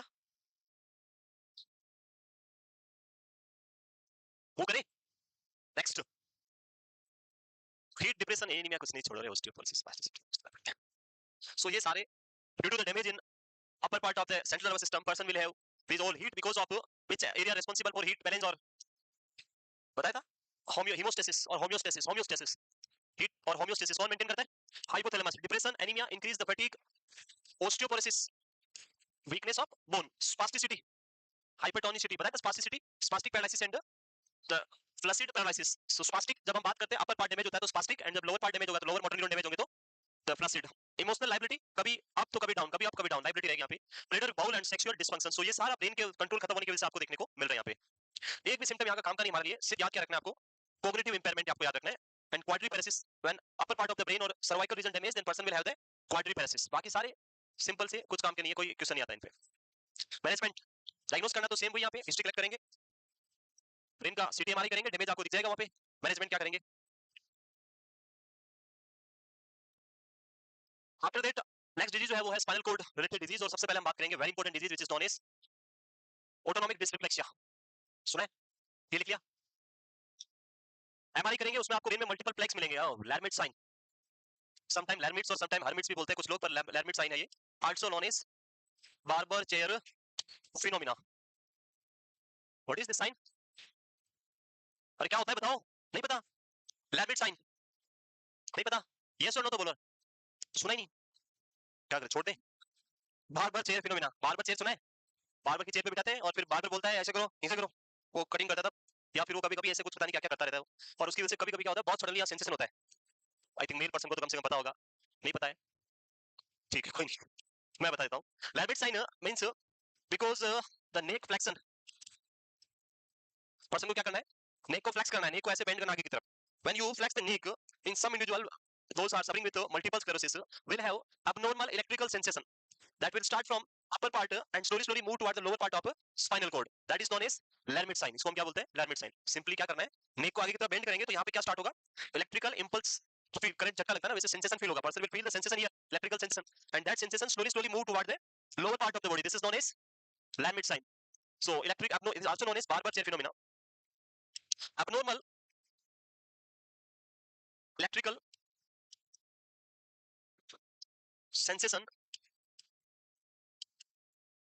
when neck is flexed. Start from upper part or neck part and transmit down to transmitted to lower part of spine. So this is known as Lhermitte sign. Simply neck को bend करना है और person को यहाँ current जैसा लगेगा और वो करंट यहाँ से नीचे की तरफ जाएगा. इसको हम क्या बोलेंगे? Lhermitte sign. और ये किस में देखने को मिलता है? Multiple sclerosis MS. It's an abnormal electrical sensation. कुछ लोगों में जब बार-बार जो होता है वो गर्दन को इधर-उधर करता है, ऐसे-ऐसे करता है वो suddenly, at that time the sensation will appear here and it will slowly down move down side, that is known as Lhermitte sign. It is very dangerous basically. कभी भी किसी भी बार्बर के साथ में ये प्रैक्टिस नहीं करवानी है. ये बुला दो, ऐसे बुला दो, ऐसे कर दो. अगर ऐसा किया तो some time person will die मर जाता है. तो ये एरिया जो होता है बॉडी का सबसे इंपॉर्टेंट पार्ट है, because here we have the cervical region, the phrenic nerve C3 C4 याद है? Phrenic nerve C3 C4 C5 and phrenic nerve supply to diaphragm. ये ऐसे घुमाया ऐसे रह गया, पीछे चला गया गर्दन तो फिर आदमी ऊपर. इसलिए किसी भी अनट्रेन्ड पर्सन से जो कायरोप्रैक्टिक प्रैक्टिशनर्स होते हैं उनके साथ उनको प्रैक्टिस पता है सारी चीजें, लेकिन ये जो बार-बार वो करता है देखा होगा ऐसे करके ऐसे कर देता है. नहीं करना है उनको, साफ मना कर दो भाई, रहने दे तू, मेरे ठीक है दर्द नहीं हो रहा है, नहीं तो बाद में जिंदगी भर पट्टा लगा के ऐसे घूमना पड़ेगा. गर्दन नहीं आप घूमोगे फिर इधर देखने के लिए. चलिए आगे नेक्स्ट. क्यों इज नॉट पॉसिबल? यहाँ पे हम इम्यूनोग्लोबुलिन या interferon beta 1A beta 1B ये सप्लीमेंट्स लगा सकते हैं. और जब भी आप इंटरफेरोन या इम्यूनोग्लोबुलिन लगाते हैं तो very common problem is flu like symptom आते हैं. रेसेस होना, रनिंग नोज होना, एलर्जिक ईचिंग आना, ये सिम्टम कॉमन होते हैं. और इनको ट्रीट करने के लिए जब भी आप इंटरफेरोन लगाते हैं तो इसके साथ में एसिटामिनोफेन साथ में देना है. सो मैनेजमेंट में आपको एसिटामिनोफेन ओके हाँ सही है, एसिटामिनोफेन और ibuprofen to treat the flu like symptom. One drug is methylprednisolone. It's a type of steroid to suppress the immune system. Immune response को suppress करने के लिए आपको क्या देना है? Methylprednisolone.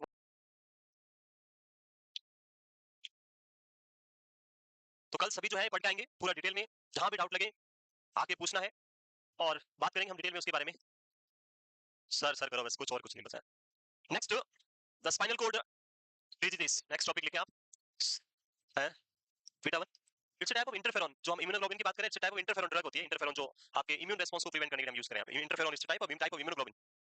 सो उसी का टाइप है. 1B नाम से होता है, बीटा 1 आता है, बीटा 1B आता है, 1 आता है और भी आते हैं बहुत सारे. नेक्स्ट लिखिए spinal cord injury disease, not injury, आप लिखिए स्पाइनल कॉर्ड डिजीज. और जो हम डिजीज पढ़ेंगे यहाँ पे अलग डिजीज है पर उसको मैं बाद में पढ़ाऊंगा. हम कौन सी पढ़ेंगे? Very important disease. जो लास्ट नोट सेट के अंदर, नोट सेट 5 के अंदर 4 क्वेश्चन इसी डिजीज से आए थे. उसका नाम क्या है? नॉट ऑटो होता है, autonomic dysreflexia. Autonomic dysreflexia क्या होता है? ऑटोनॉमिक डिस रिफ्लेक्सिया बताओ, what is autonomic dish reflexia?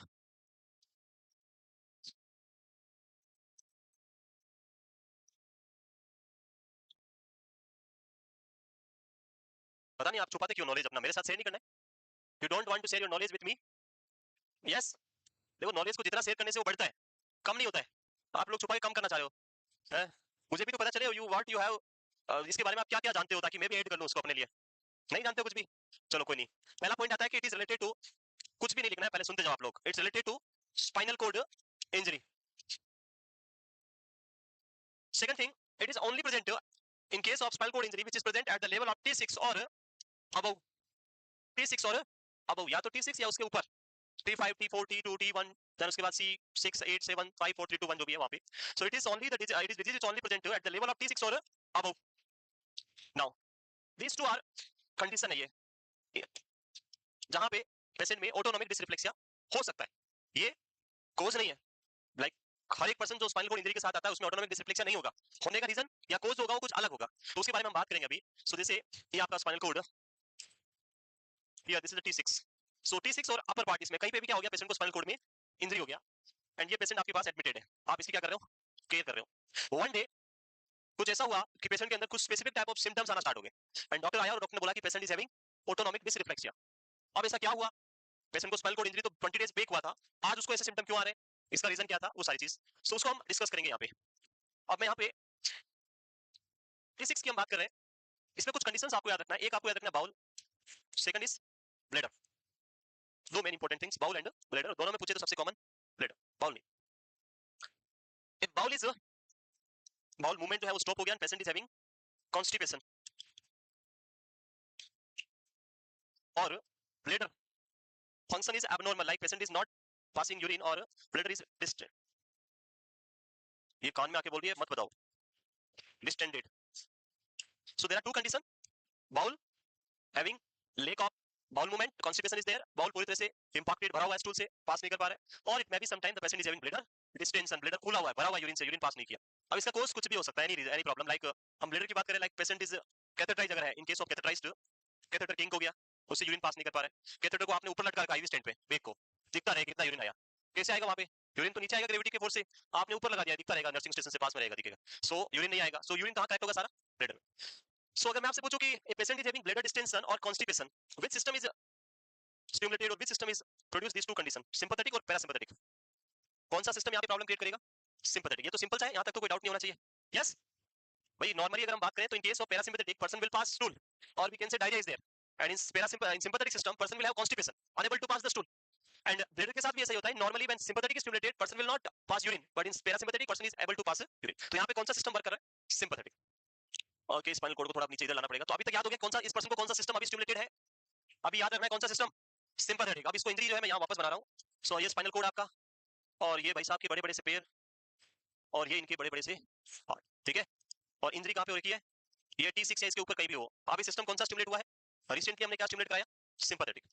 When sympathetic system is stimulated, and we are discussing from the lower part से स्टार्ट कर रहे हैं, पूरी बॉडी में होगा पर हम लोअर से बात कर रहे हैं, सो लोअर पार्ट में जो बाउल एंड ब्लैडर नीचे की तरफ है, लोअर पार्ट में तो वहीं से स्टिमुलेट होगा, सो लिम्स की हम बात करें तो वेसल्स पे क्या इंपैक्ट होगा, ओके पहले यहाँ के फाइबर की बात करते हैं, ये एक फाइबर है, यहाँ से जा रहे हैं नर्व, ये इधर से नर्व जा रही है, तो यहाँ से कौन सा मैसेज ऊपर जाएगा, कौन सा सिस्टम को स्टिमुलेट किया हमने, sympathetic. When this message reach here, यहाँ पे क्या हो गया, नर्व का कनेक्शन कट हो गया, नर्व तो आ गया ही नहीं, जैसे यहाँ पे स्विच लगा रखा है, वायरिंग हो रखी है, वायर को बीच में से कट कर दो, भाई यहाँ से स्विच दबाओगे तो क्या लाइट चलेगा, बीच में कनेक्शन क्या हो गया, कट। सो सेम यहाँ पे भी ऐसा ही हुआ, ये वायर जो थे वो कट हो गए यहाँ पे इंजरी से।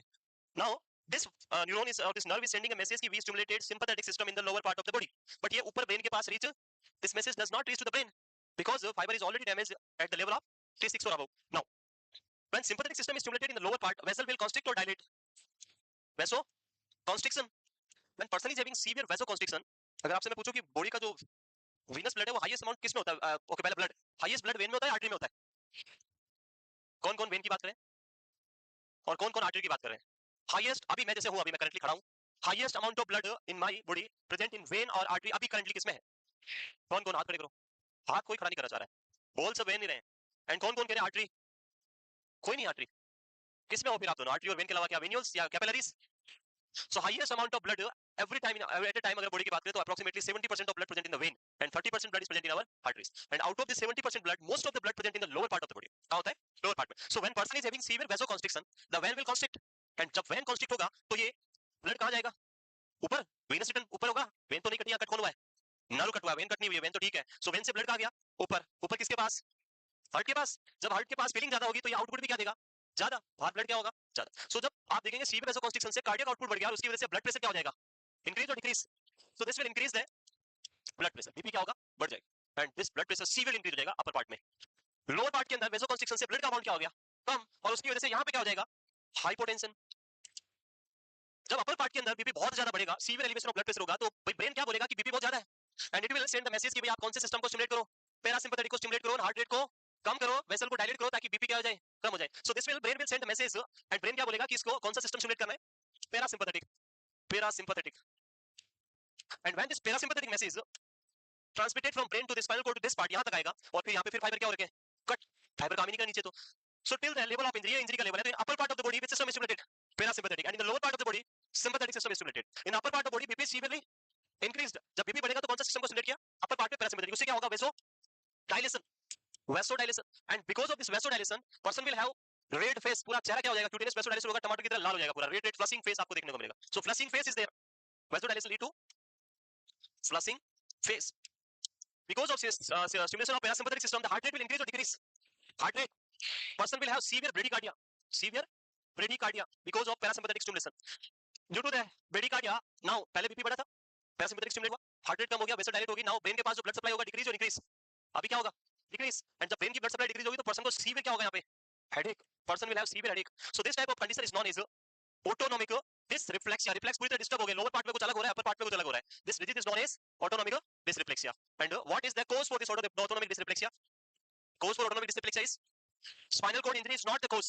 cause is stimulation of sympathetic system because of the bladder और बाउल जो आपका इंफेक्शन हो रहा है या ब्लड डिस्टेंशन हो रहा है उसकी वजह से। तो यहाँ पे एज ए नर्स जब आपसे क्वेश्चन आए कि एक पेशेंट जो ऑटोनोमिक डिस्रिफ्लेक्स आता है, आप क्या करोगे? What is your first responsibility?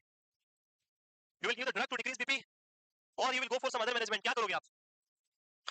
Like अगर आप ड्रग देंगे, if you give the drug which stimulate the parasympathetic, पर पैरासिम्पैथेटिक अपर पार्ट में स्टिमुलेट होगा, लोअर में नहीं होगा। If you give a drug to block the sympathetic, तो वो सिर्फ लोअर पार्ट में ब्लॉक होगा, अपर में नहीं होगा। सो प्रॉब्लम होगा आपको ड्रग देने से कुछ भी मैनेजमेंट पॉसिबल यहाँ पे नहीं है। तो मैनेजमेंट क्या है इसमें? सिर्फ और सिर्फ नर्स का रोल है और वो है first primary management is position. And which position the best position for this patient? What is the main problem? Normally, maximum amount of the blood present in which part? Lower part. In this situation, maximum blood is present in which part? कहाँ present है? सारा vasoconstriction से ऊपर आ गया, तो हमें blood को वापस कहाँ लेके जाना है? लोअर पार्ट में। ऊपर से नीचे लाने के लिए क्या करना पड़ेगा? हेल्प ऑफ ग्रेविटी यहाँ पे लेंगे और पेशेंट को इमीडिएटली कौन सी पोजीशन देनी है? High Fowler position. This is the first management in case of autonomic dysreflexia. Immediately provide the high Fowler position to the patient. Other factor? Yes, क्या बोल रहे? यस, क्या बोल रहे हैं? Reverse Trendelenburg position. So reverse Trendelenburg भी आप दे सकते हैं, बट जब हम रिवर्स टेंडनबर्ग की बात करेंगे तो जैसे ये हाई फाउलर आपने दिया है कैसे, और आपने रिवर्स टेंडनबर्ग दिया कुछ ऐसे। So in this condition gravity will help, only gravity will help and blood को नीचे लेके आएगी। but in this situation two benefit, one is gravity will decrease the blood in upper part, second thing due to this bending the vessel will constrict। यहाँ की जो vessels है, जैसे यहाँ जो भी वेसल्स है, ये जब आप इसको बेंड करेंगे 90 डिग्री पे तो वेसल्स का कुछ ऐसा हो जाएगा हाल, और उससे ये एरिया क्या हो जाएगा? नेरो, और जो ब्लड लोअर पार्ट से ऊपर जा रहा है वो अमाउंट भी क्या होगा? कम हो जाएगा। So this will help you. एक और बेनिफिट यहाँ पे मिलेगा। इसकी वजह से हमारी पहली चॉइस क्या है? हम बेड को 90 डिग्री पे ऐसे नहीं कर सकते। It is not possible to tilt the bed, ऐसा तो नहीं कर सकते आपकी रिवर्स टेंडनबर्ग पोजीशन में। रिवर्स टेंडनबर्ग मींस आप हेड को क्या कर सकते हैं? अप एंड लो एक्सट्रीमिटीज को डाउन कर सकते हैं, बट ऐसा नहीं कि बेड को 90 डिग्री टिल्ट कर दिया। It is not possible. उसमें हम पेशेंट को क्या कर सकते हैं? 90 डिग्री सिटिंग करा सकते हैं, उससे बहुत बेनिफिट मिलेगा। ग्रेविटी कंप्लीटली अगेंस्ट हो जाएगी, अपोजिट हो जाएगा, उससे आपको जो ब्लड है वो लोअर पार्ट में जाएगा, अपर पार्ट में कम हो जाएगा। तो position, which position? Fowler's position. Second thing is cause, जो भी कोज है उसको आप क्या करें? ट्रीट करें। if the disease is if the condition is occurred due to the bladder distension, तो identify the cause related to bladder distension like catheter king है तो उसको ठीक करें। आपका ऊपर लगाया हुआ तो उसको नीचे लगाएं, और अगर पेशेंट कैथेटराइज नहीं और किसी अदर रीजन से है तो immediately catheterise the patient. Patient को इमीडिएटली क्या करें? पोलिस कैथेटर अप्लाई करें, और पोलिस लगाने से ब्लड एम्प्टी होगा और आपकी प्रॉब्लम सॉल्व हो जाएगी। तो इमीडिएटली आपको कोज के ऊपर यहाँ पे जाना है। तो this disease is known as autonomic dysreflexia. Autonomic dysreflexia is a life-threatening emergency in patient with spinal cord injury that causes a hypertensive emergency. I hope you understand why person is having hypertensive emergency, also called autonomic hyperreflexia. तो ये पहला point clear है? Autonomic dysreflexia is a medical emergency and यहाँ पे main issue किसकी वजह से हो रहा है? Severe increase in the blood pressure.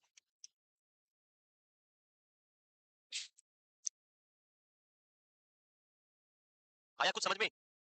अरे ऑटोनोमिक डिसरिफ्लेक्सिया कुछ आया समझ में?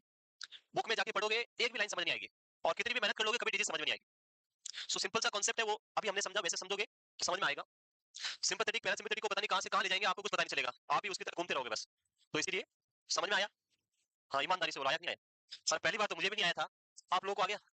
आप, मैंने पहले बोला स्टार्टिंग में, you are so intelligent and you understand very well in first attempt. एक ही बार में आप सारा कुछ समझ जाते हैं। कोई नहीं, अगर नहीं आया हो तो कल आप आके वापस पूछ सकते हैं, कल हम वापस एक बार और देख सकते हैं, कल मौका रहेगा हमारे पास। It occurs among patient with cord lesion about T6। अब ये क्वेश्चन किसी ने नहीं पूछा कि सर नीचे होगा तो क्यों नहीं होगा, ऊपर ही क्यों होता है? और इसका रीजन हमने, जब मैंने आपको वेरियस प्लेक्सेस पढ़ाए थे, याद है? यहाँ पे लिखा हुआ है visceral outflow. So the sympathetic visceral outflow जो होता है वो प्रेजेंट रहता है T6 या उसके ऊपर वाले पार्ट में। उसके बिलो क्या होता है? विसरल आउटफ्लो प्रेजेंट नहीं रहता है। जो विसरल ऑर्गन्स हम बात करें उसके पास जो अलग अलग आउटफ्लोज में लिखाए थे, भूल गए? जीटी के अंदर हमने 4 लिखे थे, माइजेंट्रिक और माइंट्रिक लिखे थे, अलग अलग टाइप के। वैसा ही एक सिंपैथेटिक आउटफ्लो था ये विसरल वाला, और ये T6 या उसके अबव से ही आता है। जो विसरल यानी इंटरनल ऑर्गन्स जो है उनके पास जो सप्लाई होती है, और वो कहां से होता है? T6 और अबव। बाकी को विसरल ऑर्गन सप्लाई नहीं करता लोअर वाला, तो उनको इंपैक्ट नहीं कर सकता हार्ट रेट को या किसी को भी वहां पे प्रॉब्लम नहीं करेगा। नहीं कहा? कल क्या पढ़ के आना है? ये तो एक सिंपल सा डिजीज है, it's a very simple and very common disease. But कल जो हम बात अभी खत्म नहीं हुआ, लिखते रहो आप लोग। कल हम पढ़ेंगे very important spinal cord injuries and we have anterior cord syndrome, posterior cord syndrome, lateral cord central cord syndrome, lateral cord या ब्राउन सिक्वार्ड सिंड्रोम। और इनको समझने के लिए एनाटॉमी पता होना बहुत जरूरी है। तो कम से कम internal structure of spinal cord तो पढ़ के आए, बाकी टाइम नहीं मिले तो कोई बात नहीं, बट एक पॉइंट पढ़ के आना है। वो क्या पढ़ना है? Internal structure of spinal cord, अंदर से कैसा होता है। Horn of the spinal cord पढ़ाए थे मैंने, 3 राइट में 3 लेफ्ट में हॉर्न होते हैं आपके। सो वो सारे पढ़ के आए, ग्रे मैटर व्हाइट मैटर कौन सा किसको बनाता है, बाकी मैं क्लियर कर दूंगा। कॉर्ड जो भी है, इंटीरियर लेटरल मिडल जो भी कॉर्ड है। Next, a number of stimuli may trigger the reflex। अभी बताया था मैंने, इस कंडीशन को ट्रिगर करने के लिए कुछ स्टिमुलाइज है, and the most common trigger is bowel और bladder. The answer is first one is not bowel, bladder. First क्या है आपका? Bladder. So distended bladder the most common cause, bladder distension. अब इसमें कोई भी रीजन हो सकता है ब्लैडर डिस्टेंशन का। लाइक अभी हमने बात किया कैथेटराइज है तो आपका इम्प्रॉपर नर्सिंग केयर से हो सकता है, और अगर कैथेटराइज नहीं है तो किसी भी रीजन से अगर ब्लैडर वॉल जो है वो क्लोज हो रखा है, ओपन नहीं हो रहा है, तो उससे डिस्टेंशन हो सकता है। डिस्टेंशन और contraction of visceral organ specially the bowel, it may be due to from the constipation और इंफॉक्शन।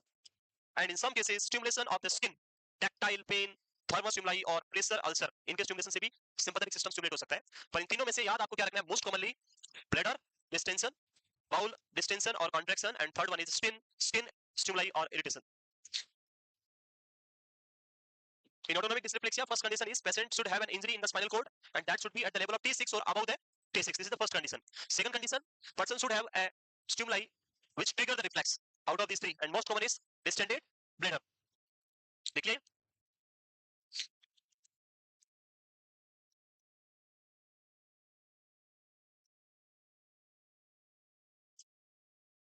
So most probably tomorrow we'll complete the system. आप spinal cord पढ़ के आएंगे तो कल complete हो जाएगा. नहीं पढ़ के आओगे तो complete नहीं होगा, फिर वापस spinal cord पढ़ाना पड़ेगा. तो कल पढ़ के आए. The remaining part of autonomic dysreflexia we'll discuss in next class tomorrow. Thank you. Yes. है? इसके बारे में कल पढ़ेंगे.